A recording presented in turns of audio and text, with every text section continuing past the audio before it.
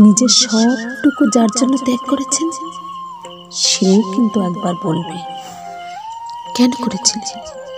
আমি কি করতে বলেছি?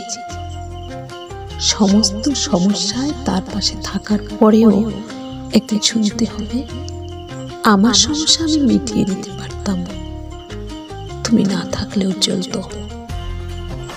তার সমস্ত হারিয়ে যাওয়া সম্পর্ককে চেষ্টা করে তার কাছে ফিরিয়ে দেবার পরেও আচমকা সে বলবে, আপনি নাকি তাকে একা করে দিতে চান। একটা দিন নিজের মতো করে চাইলেও ব্যস্ততার অজুহাত এসে দাঁড়াবে প্রাচীরের মতো। আসলে অনুভূতিগুলো মরে গেলে রয়ে যায় শুধু যুক্তি আর তর্কের পাহাড়।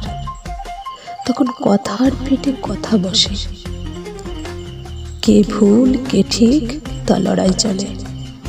কারণ সেই বিশেষ অনুভূতিগুলো তখন মৃত। তাই যার জন্য সব ছাড়ছে সে একদিন বলবে স্বার্থপর। সেটা বুঝে নিয়ে ত্যাগ করুন, কষ্ট কম পাবেন।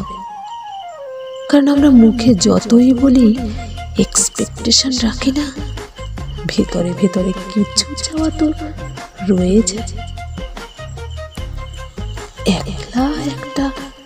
একলা সন্ধে নিশ্চিন্ত বিকেল হয়তো তখনও চেয়ে যায় মনে মনে।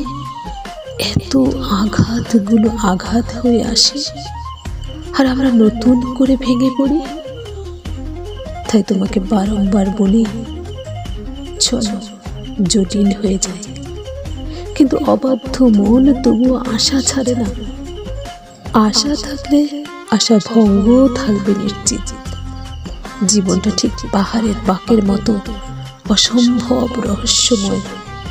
আজ যেটাকে নির্ভেজাল ভালোবাসা বলে মনে হচ্ছে, কাল সেটাতে মনে হবে শুধুই বোঝাপড়া।